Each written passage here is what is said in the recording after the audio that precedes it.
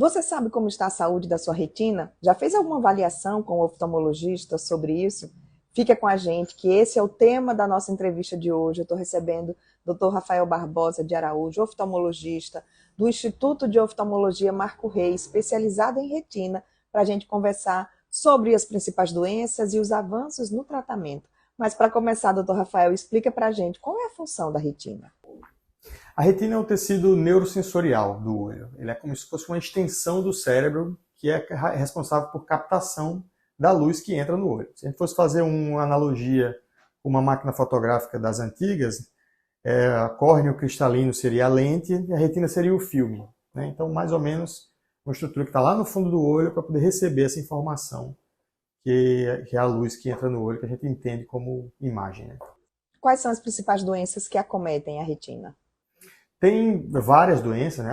Uma miríade grande de doenças, mas talvez as mais prevalentes sejam a retinopatia diabética. O diabetes é uma doença muito prevalente na população, tende a sempre com a tendência de aumento dessa prevalência, né? A degeneração macular relacionada à idade, e também as doenças de interface e de tratamento cirúrgico, como a membrana epirretiniana, o buraco macular ou o descolamento de retina. Acho que são as doenças mais comuns. Todas elas podem causar cegueira? Sim, sim. As doenças de retina, como via de regra, o tecido neural, que é o tecido da retina, é como o tecido do cérebro. Então, ele é um tecido que aceita pouco desaforo. É um tecido que, se você tiver uma lesão ali, geralmente ele vai deixar uma sequela, vai deixar uma cicatriz. E isso faz toda a diferença na precocidade do tratamento. Ou seja, detectar uma doença no início e tratar ela da forma correta, né, adequada, logo, rápido, faz toda a diferença no resultado. Para todas essas doenças que eu citei, né, esse tipo de conduta serve, tanto para degeneração macular da idade, quanto para retinopatia diabética, quanto para as doenças cirúrgicas, né, de tratamento cirúrgico.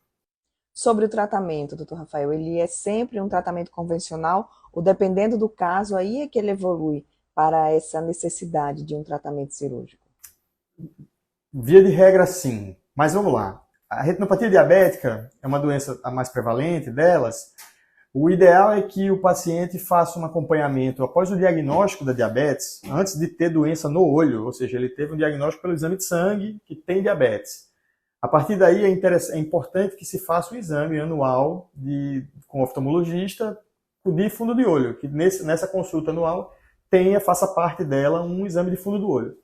No exame do fundo do olho, a gente consegue detectar as alterações da retinopatia diabética de forma muito precoce, antes mesmo até de precisar de qualquer tratamento. Ou seja, os tratamentos que existem para a retinopatia diabética, né, tem uma fotocoagulação a laser, tem as injeções de antiangiogênicos e de corticoides, e tem as cirurgias. Mas essas situações onde se precisa de tratamento, geralmente são formas mais avançadas da retinopatia diabética, que provavelmente seriam detectadas muito no início se o paciente fizesse o exame todo ano. Com relação à cirurgia, fala um pouquinho sobre a técnica realizada, sobre os avanços. Ela é uma cirurgia segura? As cirurgias de retina, elas vêm num avanço constante nos últimos 20, 30 anos, né? Elas são cirurgias, principalmente a vitrectomia, que é a cirurgia central, o cerne cirúrgico da cirurgia vitreoretiniana, ela consiste numa retirada do gel vítreo que preenche o olho por dentro, e essa retirada é quem permite que eu, como cirurgião, aborde a retina para resolver o problema que está lá gerando a doença, né? A maioria dessas situações são situações de doença mecânica. Tem alguma coisa puxando a retina, ou rasgando a retina, ou abrindo, enrugando a retina, e a gente precisa tirar. Ainda existe um estigma muito grande que cirurgias vitreoretinianas são inseguras ou muito arriscadas. Mas a verdade é que nos últimos anos, os aparelhos têm cada vez mais um controle melhor do vácuo, um controle melhor do corte, um controle melhor da fluídica. É muito menos frequente ou raríssimas vezes que acontecem danos à retina de forma iatrogênica, ou seja, o médico ou o aparelho gerou um dano na retina que não era previsto, né? Um dano inesperado ali, que foi uma complicação cirúrgica. Isso cada vez é mais raro, cada vez mais que passa, fica mais raro de acontecer. E a gente tem cirurgias, por exemplo, como buraco macular, com taxas de fechamento do buraco perto de 90%. Né, membranas epirretinianas que a gente remove até hoje cada vez mais precoce, com a visão ainda não tão ruim. Vamos lá, vamos tentar dar um exemplo aqui de uma membrana epirretiniana.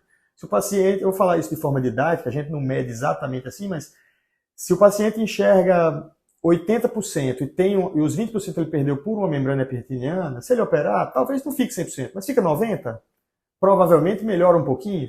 Se ele esperar a doença piorar até estar só com 50% da visão, ele vai operar, vai melhorar também, mas só chega em 70%, já não chega mais nos 90% que ele chegaria se tivesse operado precoce. Então tem essas coisas, né? Assim, a cirurgia se tornando mais segura, o nosso limiar de indicação baixa. A gente não vai esperar a doença estar muito grave para operar, a gente vai operar precoce. Né? Até mesmo na retinopatia diabética, por exemplo, quando chega no ponto de ter uma hemorragia dentro do olho, ou de ter um descolamento de retina por causa da retinopatia diabética, quanto menos doença tiver no olho, mais fácil é a cirurgia. E a cirurgia ser mais fácil para o cirurgião é melhor para o paciente, sempre. Né? Como é que é o pós-operatório dessas cirurgias? O pós-operatório, para você ser mais abrangente um pouco. Assim. O pós-operatório, por exemplo, tem procedimentos que são tratamentos de retina, que são comuns, por exemplo, o laser, a fotocoagulação a laser. É um procedimento ambulatorial, ele não é cirúrgico.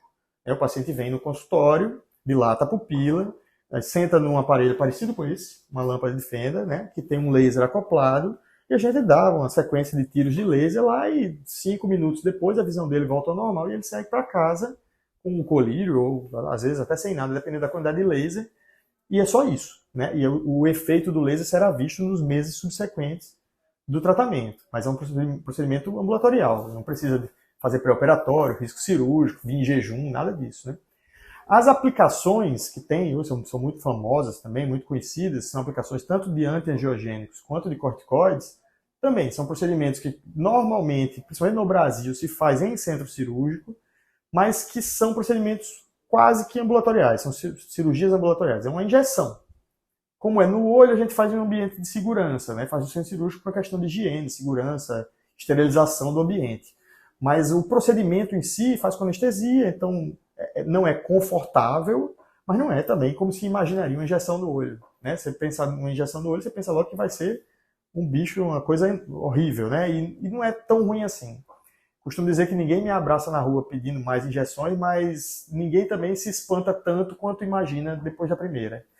É um procedimento que normalmente faz também, vai para casa no mesmo momento e que o efeito da medicação dura ali um período, dependendo do tipo de medicação, pode durar 1, 2 ou 6 meses, e vai ter esse efeito agindo da medicação diretamente na retina. As cirurgias, aí depende da cirurgia. Existe cirurgia que pode demandar, por exemplo, a pergunta mais comum que eu ouço é sobre a posição da cabeça no pós-operatório. Dependendo do tipo de cirurgia, se houver algum rasgo na retina, a gente pode precisar de que, principalmente nas primeiras semanas, as primeiras 2 semanas, o paciente fique de repouso numa posição de cabeça específica, que dependendo de onde for o rasgo muda. Ou seja, se o rasgo for lá em cima, ele vai ficar com a cabeça em pé. Se o rasgo for desse lado, ele tem que ficar com a cabeça assim. Se o rasgo for lá atrás, ele tem que ficar olhando para o chão. E isso muda. Né? Então, dependendo do tipo da posição que vai ser detectado no exame, antes da cirurgia mesmo, né? Vai ser que vai mudar o pós-operatório. O pós-operatório das cirurgias de retina é um pós-operatório mais longo, né? Assim, é um pós-operatório que tem degraus de ganho. Geralmente, ali, as primeiras 2 semanas, a visão ainda está muito ruim. Depois, tem um ganho. Se tiver um gás dentro do olho, a gente tem essa opção também de deixar um gás ou um óleo, mas se tiver um gás dentro do olho, quando o gás sai, é absorvido, a visão melhora bastante.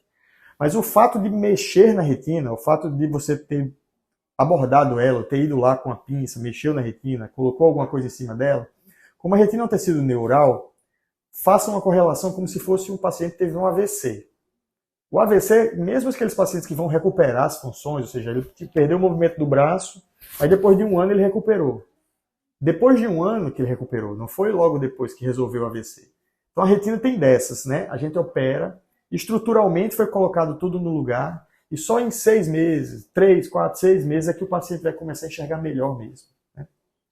Mesmo assim, é importante que seja feita essa cirurgia o quanto antes? Veja, eu costumo pensar que o olho ele precisa estar no melhor estado possível de saúde. Às vezes a gente tem uma situação, por exemplo, você tem uma doença de retina grave que precisa de uma cirurgia, que tudo bem, tem sua delicadeza, tem a necessidade da expertise, né? A necessidade do cirurgião estar bem treinado naquilo, mas se a pessoa enxerga 10% com aquele olho e está deixando ele de lado porque tem o outro, E se Deus o livre acontecer alguma coisa com o outro? Se esse olho puder fazer uma cirurgia, por mais complexa que seja, por mais difícil que seja, e sair dos 10% e for para 50%, o olho dominante, o olho que vai continuar fazendo as atividades diárias desse paciente, ainda é o outro que tem 100%. Né? Mas se acontecer alguma coisa com o outro olho, agora ele tem 50% e não mais 10%. E isso muda com o tempo. Ou seja, se você detectou a doença hoje e indicou a cirurgia hoje, pode ser que ele chegue em 50%. Se você detectou essa cirurgia e indicou só o ano que vem, já não chega mais. Entendeu? Então, é isso que eu falo, né? A precocidade da indicação faz diferença no resultado. Então, por mais que a perspectiva não seja, na maioria das vezes, sendo realista, né, de a visão ficar do jeito que era antes de ter a doença, o paciente operou a retina com a membrana na retina, a membrana epirretiniana, não vai nunca ser igual ao que era antes da membrana existir. Né? Mas ela certamente, ou quase que na grande maioria das vezes, será melhor do que era antes da cirurgia. Né? Então, isso importa. E o tempo importa também. Então, na minha opinião, isso é uma opinião pessoal, né? Mas na minha opinião, não existe mais o espaço para protelar a indicação cirúrgica em cirurgia de retina com a tecnologia que a gente tem hoje. Sem contar que a tecnologia que temos hoje aqui disponível aqui em Natal é a tecnologia mesma do mundo inteiro. Né? Assim, hoje, as empresas que vendem aparelhos, pinças, insumos, elas são multinacionais que vendem para o Brasil e para o mundo inteiro. O mesmo aparelho que se opera na Europa é o aparelho que a gente usa aqui em Natal. Entendeu? Então, o conhecimento com a internet é muito disseminado. Não tem mais essa diferença tão discrepante entre o Brasil e fora. Aliás, que no Brasil a gente sempre teve um histórico de grandes cirurgiões, né? Acho que isso não justifica. Eu entendo os conhecimentos mais antigos, porque realmente, nos anos 90, a cirurgia de vitrectomia era feita, às vezes, com aparelhos até improvisados. O motor, sei lá, eu já vi, assim, professor que descobriu a vitrectomia, começou a vitrectomia no Brasil, operava com um motor de piscina. Isso não existe mais, né? Assim, então é claro que um aparelho antigo, que tem um controle de fluídica pior, que tem um controle de vácuo pior, vai cortar coisa que não deve, vai puxar coisa que não era para puxar, entendeu? E vai ter resultados piores. Mas isso está no passado, isso é história. Isso faz parte do museu da oftalmologia.